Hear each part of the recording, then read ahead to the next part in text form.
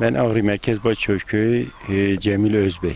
Muhtarım. Şu durumda bizim bu camimiz 1953'te yapılmış. Dedelerimiz, atalarımız kendi imkanlarıyla yapmışlar. Fakat şu durumda gördüğünüz gibi baraja girmiş eski bir okulumuz vardı. Şu durumda kendi imkanlarımızla yapmışız. İbadethane olarak kullanıyoruz.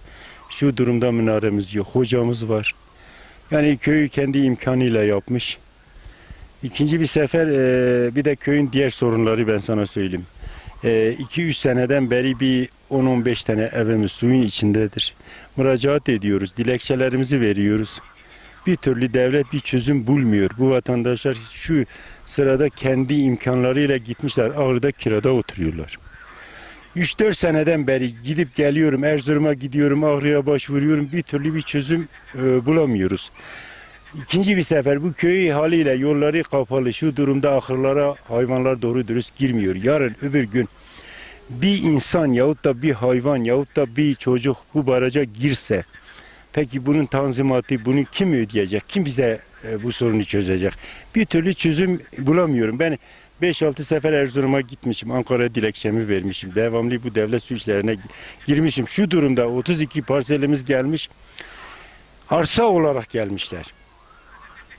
Yani şu durum ev olarak değil. Var içinde diyebilirim 35-40 ev, 2 katlı, birer katlı. Özel idareye yapmışlar ki özel idare gelsin, ölçüsünü yapsın. 3-4 sene de özel idare bu işi sürdürecek. Biz bunu ne şekil, yani yöntem olarak nereye başvuracağımızı bilemiyoruz. Vallahi şu durumda budur baba, bu kadar bilgim.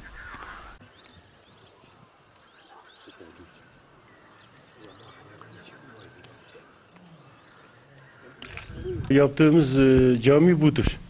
1994 10. ay 19'unda iki okulumuzda yakıldı ama bilmiyoruz. Ne şekil yaktığını bilemiyoruz. Bu bir enkaz haliydi. Köylerle birlikte biz gezdik, dolaştık. Müsait yer olarak burasıydı.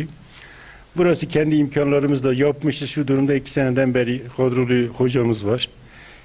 Kendi imkanlarımızla bunu yaptırmışız, bitirmişiz. Fakat devlet bir ara bana dedi ki ben sana bir yardımda bulunacağım. Şimdiye kadar kaç sefer hangi kapıya gittimse kapılar kapandı. Bir türlü yani cami hakkında cami hakkında bir yardım falan yapan olmadı. Birkaç kişi söylediler, yapamadılar.